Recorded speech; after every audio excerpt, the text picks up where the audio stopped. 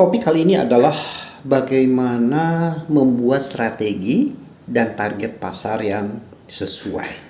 Ya, seringkali banyak sekali perusahaan melakukan strategi menjual atau target-target pasarnya yang serba berlebihan atau dengan kata lain yang tidak clear, tidak jelas. Siapa pelanggannya? Semua pelanggan bisa. Siapa saja yang bisa beli? Wah, dari orang yang miskin sampai orang yang kaya bisa. Mulai dari orang perdesaan, pelosok, pinggir kota sampai dalam kota pun bisa. Itu artinya target pasarnya tidak jelas dan tidak memiliki strategi. Oke? Nah, ada hal yang perlu kita pahami sebetulnya sangat sederhana, yaitu ada dua faktor yang disebut dengan internal factors dan yang kedua adalah external factor. Jadi faktor yang ada di dalam perusahaan kita dan ada faktor yang di luar perusahaan kita. Oke? Nah, faktor internal tersebut adalah hal yang bisa kita lakukan. Pertama, historis data. Jadi data-data sejarah kita, penjualan yang lalu, kegiatannya tahun lalu, biayanya tahun lalu, aktivitasnya tahun lalu, jumlah pelanggan tahun lalu, programnya seperti apa, ya, kemudian hasilnya seperti apa, dan seterusnya. Jadi data-data yang lalu, ya, historis data. Kedua juga yang akan menentukan target strategi kita dengan target pasar adalah performance and profitability, ya. Bagaimana kinerja perusahaan tersebut, ya, termasuk labanya, keuntungannya.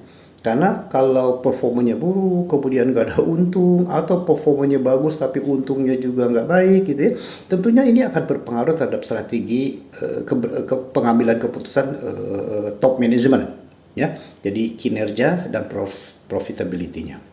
Yang ketiga yang perlu difahami secara interfaktor ada business owner strategi. Jadi si owner strateginya mau kemana sih?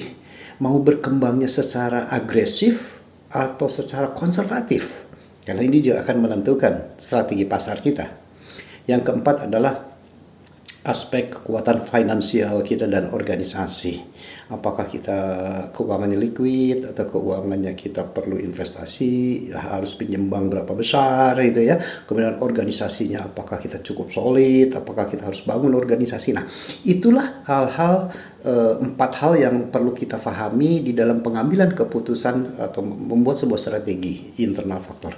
Dan yang kedua adalah faktor eksternal. Ini adalah hal-hal yang biasanya di luar kendali kita. Tetapi kita bisa menganalisa, kita bisa memiliki sebuah informasi sehingga ini menjadi bahan pertimbangan di dalam mengambil keputusan. Jadi mengkombinasikan internal dan faktor eksternal, ya. Nah, eksternal faktor biasanya apa? Kita melihat ada potensi 3-5 tahun ke depan. Pembangunan kita seperti apa, bisnis projectionnya seperti apa untuk industri yang kita jalani, ya. Jadi kita punya tahu nih 3-5 tahun ke depan. Kemudian juga bagaimana situasi ekonomi, sosial, budaya, keamanan negara kita. Nah, jadi secara makro, apakah dengan presiden baru, apakah kualifikasi menteri atau situasi sosial kita, seperti apa, akan menentukan juga strategi kita. Dan yang ketiga, eksternal faktor adalah pasti persaingan. Apakah kuat, sedang, atau persaingan kita cukup rendah. Nah, ini 3 faktor ini akan menentukan juga di dalam strategi membuat keputusan. Salam penjualan.